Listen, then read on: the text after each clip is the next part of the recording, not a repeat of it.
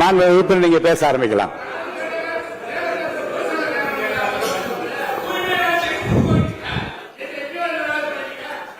மாண்புமிகு பேரவைத் தலைவர் அவர்களே, புதுசா அமைஞ்சிருக்கக்கூடிய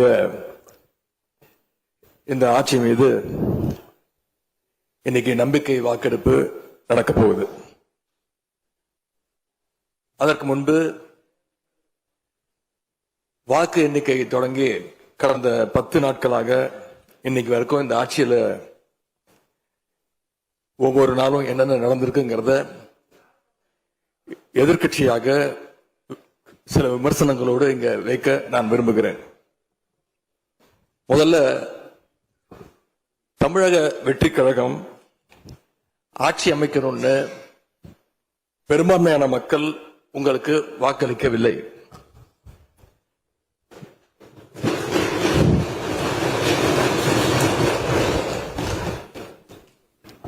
நடந்து முடிந்த சட்டமன்ற தேர்தலில் பதிவான வாக்குகள் சுமார் 4,93,25,000 வாக்காளர்கள் வாக்களிச்சிருக்கிறாங்க என்பதை நீங்க புரிஞ்சுக்கணும். அதாவது கிட்டத்தட்ட 65% மக்களால நிராகரிக்கப்பட்ட ஒரு ஆட்சி மேல எங்களுக்கு மட்டும் இல்ல, உங்களுக்கு வாக்களிச்ச மக்களுக்கே கொஞ்சம் கொஞ்சமா நம்பிக்கை குறைஞ்சிட்டு வருது. அடுத்து மிக முக்கியமான ஒண்ணு நம்பர்ஸ், மெஜாரிட்டிக்கான நம்பர்ஸ். நம்முடைய சட்டமன்றம் 234 உறுப்பினர்களை கொண்டது. மேஜிக்கல் நம்பர் சொல்லுவாங்க. 118 உறுப்பினர்களை கொண்ட ஒரு கட்சியோ ஒரு கூட்டணியோ தான் ஆட்சிக்கு வர முடியும். இப்ப நம்பிக்கை கோருகின்ற இந்த கட்சிக்கு, உங்க கட்சிக்கு அந்த நம்பர்ஸ் இருக்கான்னு கேட்டா இல்ல. 108 இடங்கள் தான் இருக்கு. அதுவும் அந்த கட்சியினுடைய தலைவர் மாண்புமிகு முதலமைச்சர் அவர்கள் தன்னுடைய வெற்றி குறித்த நம்பிக்கை இல்லாத காரணத்தினால 2 இடங்கள்ல போட்டி போட்டு அதுல ஒரு இடத்தை இன்னைக்கு ராஜினாமாவும் செஞ்சிருக்கிறார். இன்னும் அந்த தொகுதி மக்களை சந்திச்சு, நேர்ல சந்திச்சோ இல்ல ஒரு அறிக்கை மூலமாகவோ ஒரு நன்றியை கூட இன்னும் தெரிவிக்கல. அது மட்டும் இல்ல, நேத்து உயர்நீதிமன்றம் அளிச்ச தீர்ப்புல ஆளுங்கட்சியை சேர்ந்த திருப்பத்தூர் சட்டமன்ற தொகுதியினுடைய மாண்புமிகு உறுப்பினர் வாக்கெடுப்புல கலந்து கொள்ள கூடாதுன்னு நீதிமன்றத்தில் சொல்லியிருக்கிறாங்க. அதனால இப்ப ஆளுங்கட்சிக்கு வெறும் 106 இடங்கள் தான் இருக்கு. ஆனாலும் தேர்தல்ல தனக்கு எதிராக எங்க தலைவர் அமைச்ச கூட்டணியில போட்டியிட்ட கட்சிகளை எல்லாம் இன்னைக்கு சேர்த்துக்கிட்டு பெரும்பான்மைக்கான கடிதத்தை ஆளுநருக்கு கொடுத்து இன்னைக்கு இந்த ஆட்சி அமைக்கப்பட்டிருக்கு. இந்த ஆட்சிக்கு இன்னைக்கு ஆதரவு தெரிவிச்சிருக்கக்கூடிய இந்திய கம்யூனிஸ்ட் கட்சி, மார்க்சிஸ்ட் கம்யூனிஸ்ட் கட்சி, இந்திய யூனியன் முஸ்லீம் லீக், விடுதலை சிறுத்தைகள் கட்சிகளை சேர்ந்த மதிப்பிற்குரிய தலைவர்கள் எல்லாம் சொன்ன காரணம், இந்த ஆட்சியை நாங்க சப்போர்ட் பண்றோம் அப்படின்னு அவங்க சொன்ன காரணம், குடியரசுத் தலைவர் ஆட்சி அமைஞ்சிடக்கூடாது என்ற எண்ணத்துல உங்களுக்கு வெளியில இருந்து ஆதரவு தரோம் அப்படின்னு தெளிவா சொல்லியிருக்கிறாங்க. அதே நேரத்தில் இன்னொன்னு சொன்னாங்க, இப்பவும் அவங்க எங்க தலைவர் தலைமையிலான திராவிட முன்னேற்ற கழக கூட்டணியில தான் தொடருவோம்னு சொல்லியிருக்கிறாங்க. உங்களுக்கு ஆதரவு கொடுக்கும் போது அவங்க சொன்ன இன்னொரு காரணமும் இருக்கு, அதையும் நம்ம ஞாபகம் வச்சுக்கணும். மதச்சார்பற்ற ஆட்சி அமையணும்னு சொன்னாங்க. ஆனா இப்ப இங்க என்ன நடந்திருக்கு? உங்க கொள்கை எதிரின்னு சொன்ன பாஜக தலைமையிலான என்டிஏ கூட்டணியில போட்டியிட்ட ஒரு சட்டமன்ற உறுப்பினரை அந்த கட்சி தலைவருக்கே தெரியாம, அந்த கட்சி தலைவருக்கு தெரியாம திருட்டுத்தனமாக இந்த ஆட்சிக்கு ஆதரவு தர வச்சிருந்தீங்க. இப்ப நான் சொல்றது ரொம்ப டீசென்டான வெர்ஷன். அந்த திருட்டுத்தனமா அந்த வார்த்தையை மட்டும் நிக்கிறேன். அந்த கட்சி தலைவருக்கே தெரியாம இந்த ஆட்சிக்கு ஆதரவு தர வச்சீங்க. இப்ப நான் சொல்றதுலாம் ரொம்ப டீசென்டான வெர்ஷன். அந்த கட்சி தலைவர் உட்காருங்க உட்காருங்க. உங்களை சொல்ல உங்களை சொல்லு. உங்களை சொல்ல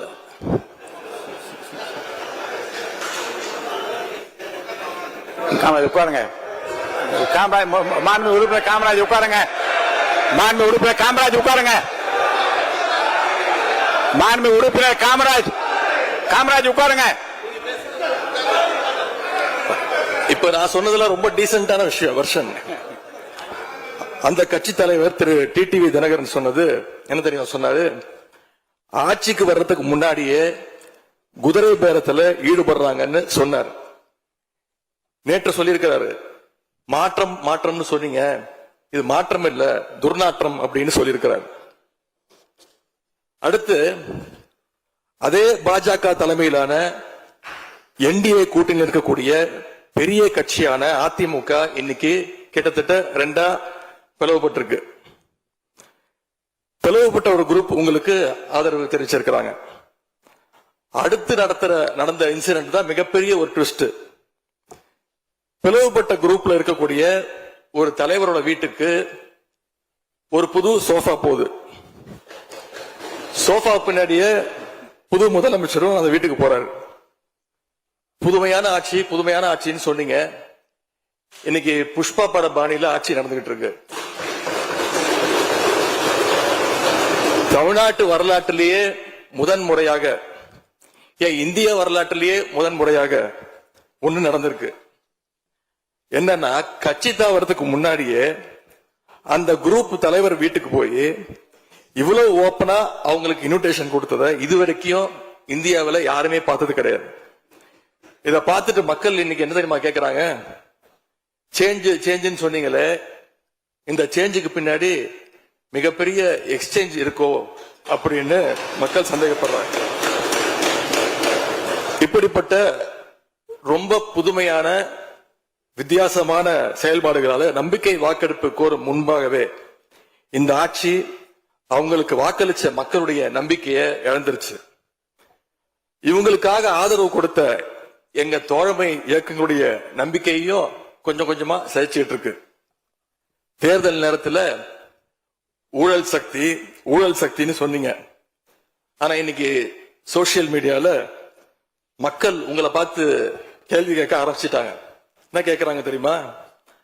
அந்த ஊழல் சக்தியோடு சேர்ந்து இருக்கக்கூடிய ஆளுங்கட்சிய இப்ப என்ன சக்தின்னு கூப்பிட போறாங்க.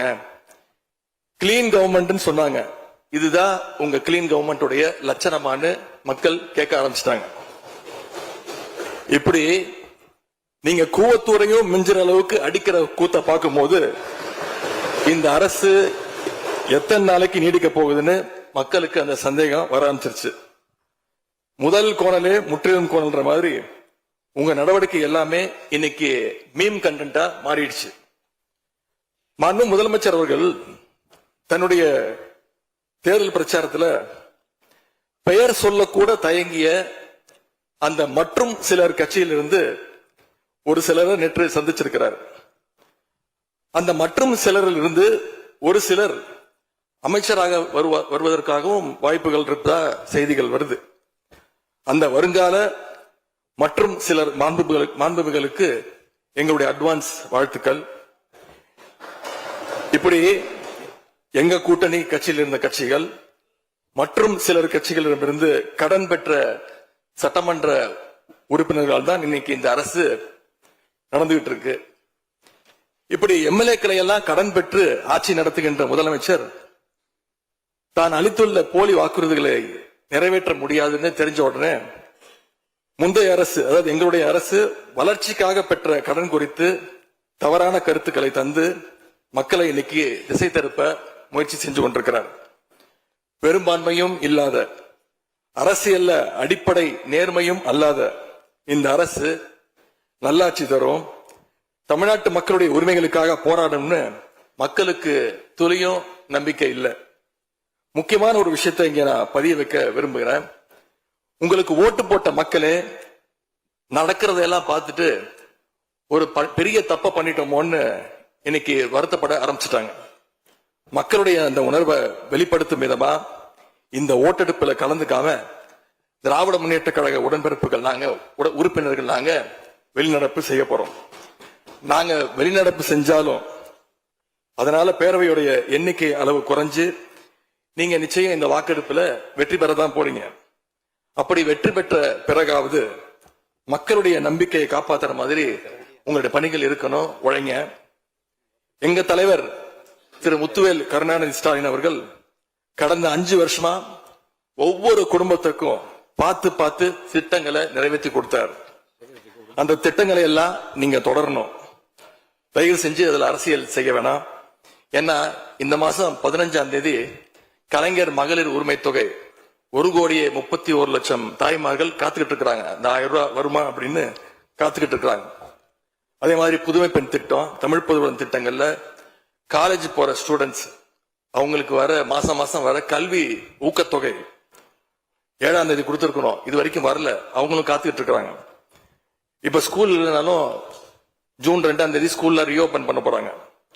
அப்ப காலை உணவு திட்டத்துக்காக பள்ளி மாணவர்கள்லாம் காத்துக்கிட்டு இருக்கிறாங்க. இப்படி பல்வேறு திட்டங்கள் இருக்கு. நான் முதல்வன் திட்டம், தாய் மாணவர், அன்பு கரங்கள்னு பல்வேறு திட்டங்களுடைய பயனாளிகள்லாம் ஆவலோடு காத்துக்கிட்டு இருக்காங்க. இந்த அரசு என்ன செய்ய போகுதுன்னு காத்துக்கிட்டு இருக்கிறாங்க.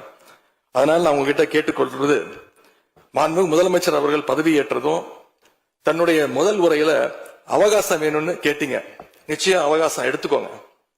ஆனா காத்துக்கிட்டு இருக்க அத்தனை பேரையும் ரொம்ப காலம் காக்க வச்சிடாதீங்க.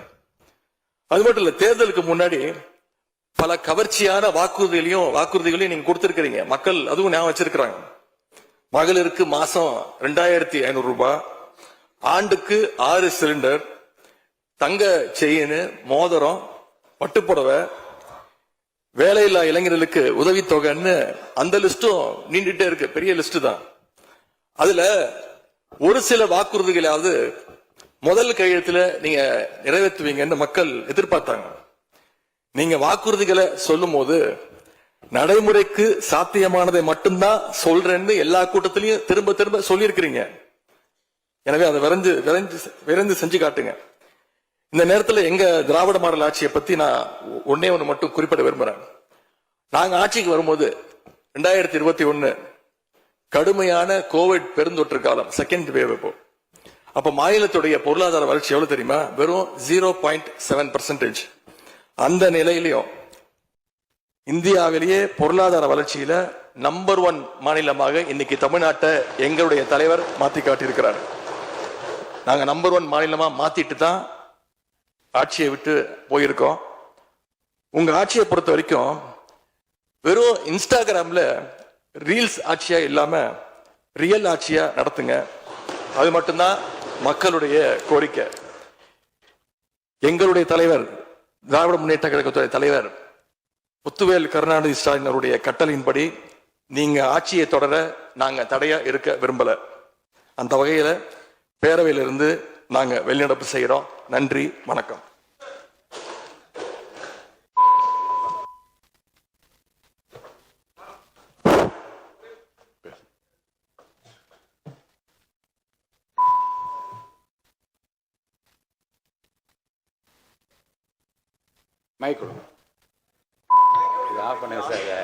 மாண்புமிகு பேரவைத் தலைவர்களே, மாண்புமிகு எதிர்க்கட்சி தலைவர் குறிப்பிட்ட பொழுது கோவத்துறை குறிப்பிட்டு சொன்னார்கள். கோவத்துறையில் இருந்துள்ள அத்தனை பேரும் அனைத்து இந்திய அண்ணா திராவிட முன்னேற்ற கழக உறுப்பினர்கள். நான் முதலமைச்சராக தேர்வு செய்யப்பட்ட பிறகு நம்பிக்கை கோரும் தீர்மானம் சட்டமன்றத்தில் வருகின்ற பொழுது 122 பேரும் அனைத்து இந்திய அண்ணா திராவிட முன்னேற்ற கழக உறுப்பினர்கள் வாக்களித்துத்தான் நான் முதலமைச்சர் ஆனேன் என்பதை பதிவு செய்து கொள்கிறேன்.